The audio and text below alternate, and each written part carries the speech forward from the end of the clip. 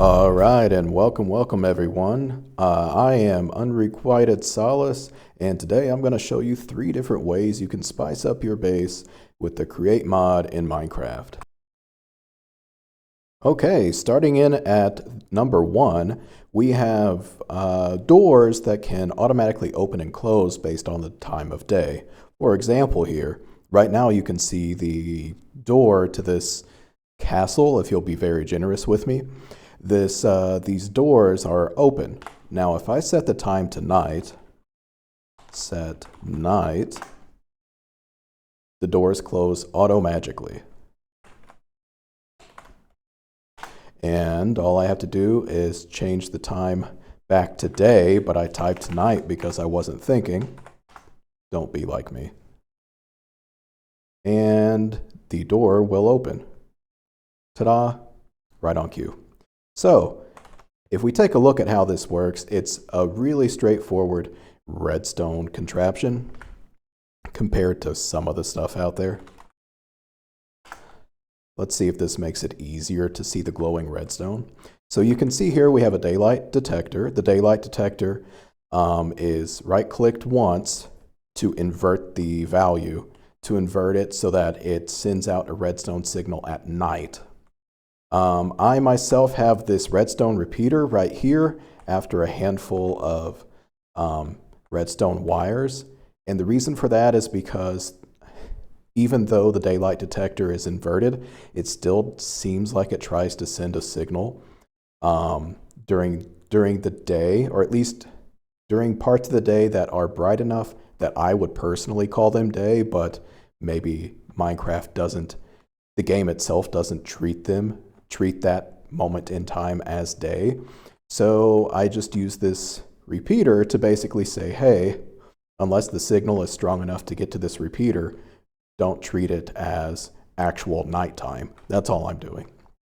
But otherwise, the basics of the redstone here is really straightforward. If the redstone is coming through the repeater, it goes underneath the door and just powers the sequenced gear shift. And it also turns off this redstone torch, meaning that during the day, we're not sending power to the sequenced gear shift, and we're allowing this redstone torch to turn on. And since this redstone torch turns on, it powers the pulse repeater. Right now I have the pulse repeater to wait 5 seconds. That's all it does. It's from the Create mod.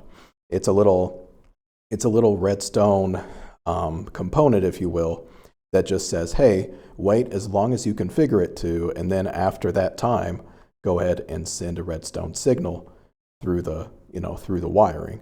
And so all I'm saying is wait 5 seconds and then go ahead and power the sequenced gear shift. Now the reason that is significant is because of how I have set up the sequenced gear shift. All I'm doing is I'm saying, okay, when you first receive a redstone signal, go ahead and turn just turn turn the shaft, downstream by 45 degrees. You could change the angle to whatever you like, of course, but that's just what I'm doing. And then all I do afterward is wait for another redstone signal to go ahead and turn backwards the other direction. And you can see here, nothing crazy is happening. We have the gear shift that is plugged into a gearbox. And it turns out there are gearboxes on both sides here, both doors, if you will.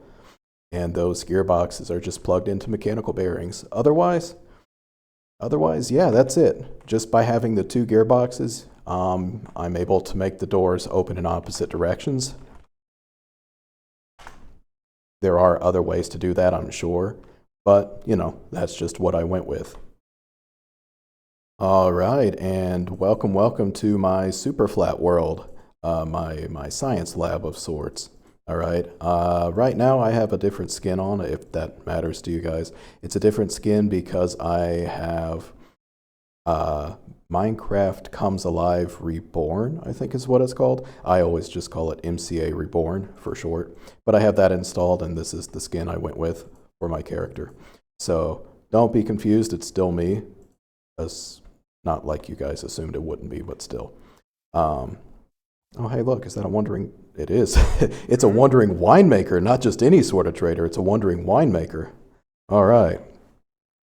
Now, for this second idea, the idea would be to hide all of your valuables, all of your fun stuff, behind some sort of borderline parkour challenge, right? Some way to keep out most intruders. Obviously not players. Players can easily push a button just like you can. I guess that would require more thought to hide the button somehow. But either way, this will keep out most mobs except maybe spiders, I guess. If spiders just walked across the ceiling, really, that's what they would do, just walk across. Do you call it climbing? Or would you consider it walking across the ceiling? Either way, it's a really fun and neat idea that I had. I like the idea of it. I like these kinds of death chambers in other video games, so I love the idea of keeping my own base protected by something like this. Yeah, it adds a little bit of extra fluff to your base. It adds, a little more work to get in and out of your base is what I'm trying to say, but in a way, I like that. I think it adds to the charm. Now, if we actually dig into the redstone for this sort of build, the redstone itself is simple. All we're doing is taking let me break this wall down, and this too, so I can get inside. But yeah, all we do is we take the signal from the button, and we send it all the way down here. And when we do, we use that signal to send a pulse, for lack of a better word, to another sequenced gear shift. Now, this sequenced gear shift only needs one redstone signal instead of a second one. And all it does is, you can read here, all it does is it says, hey, turn by a certain angle at whatever speed, wait a little bit, and then turn by the same amount in the opposite direction. And that's exactly what we saw. That's exactly what we saw upstairs too, right? It turns 90 degrees, waits 3 seconds, and then turns back by the same angle, just in the opposite direction. So yeah, either way, I like this a lot. I absolutely adore the idea of it. And from what I can tell, in case you're curious, from what I can tell, if you make the gap about 4 blocks wide, let me see, 1, 2, 3, 4, that is just wide enough that a player can't make that jump.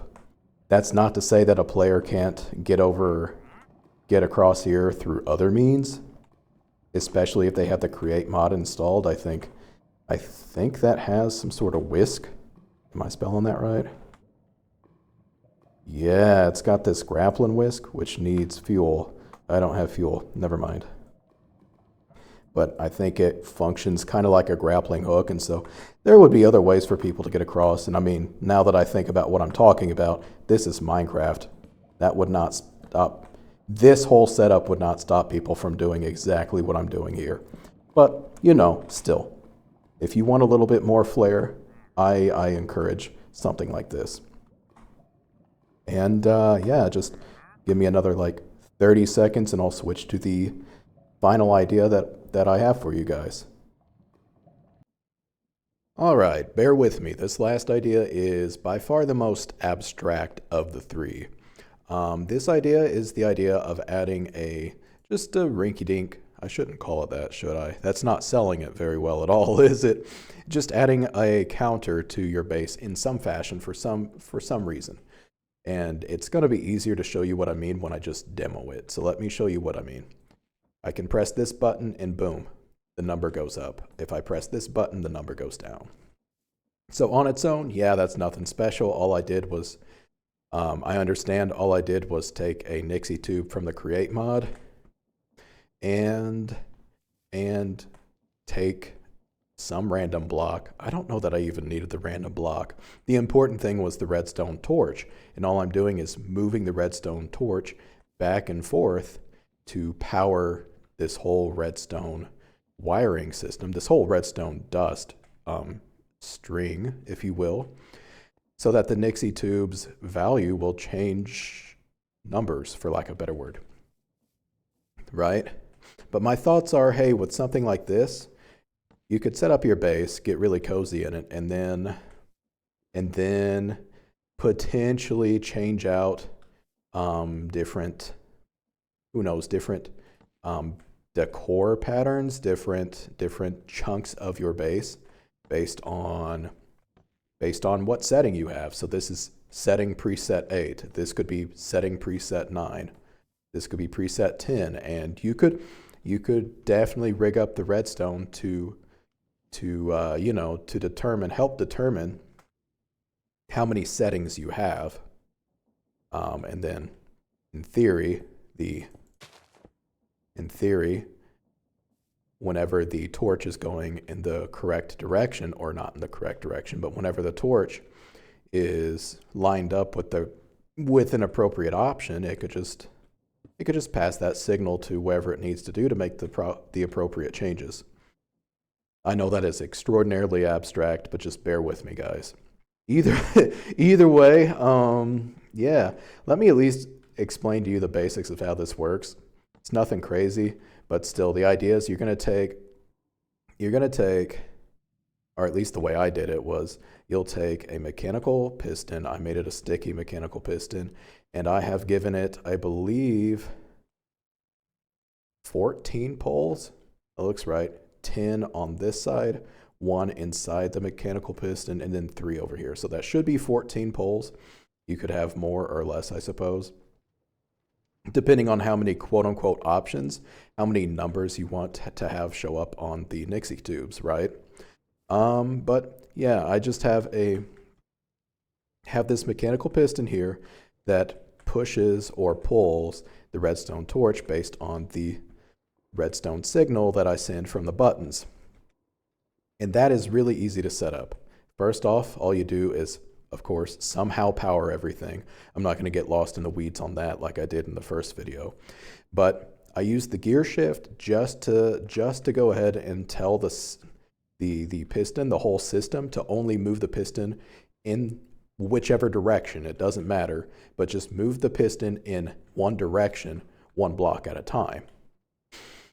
Okay, and so regardless of what button I push, I'm always going to send a redstone signal to that gear shift, which means the gear shift will always spin, which allows everything else to spin, which means, you know, the piston can move.